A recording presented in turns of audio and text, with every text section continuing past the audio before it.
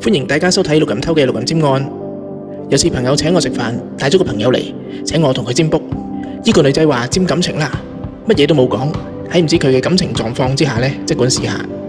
好，起卦，我仔細睇呢個卦，回環課三傳不離四課。我話呢個係一個復合嘅卦，佢話冇拍拖喎，點樣復合？回環課有重重複複嘅意思，你係咪重重複複諗住一個男仔？呢件事呢，我朋友都唔知，佢終於講出嚟啦。佢話係嘅，有好幾年啦，但係又冇表白，一直係咁樣暗戀嘅狀態，搞到自己接受唔到其他感情。我睇干支上神相害，你哋唔夾喎，出年年上承天空，出年先能夠真正放低佢。跟住佢就將佢同嗰個男仔嘅故事呢分享俾我哋知，當然希望佢唔好繼續沉船啦。各位，完整嘅段語同埋記錄可以睇上下嘅文字，下集再見。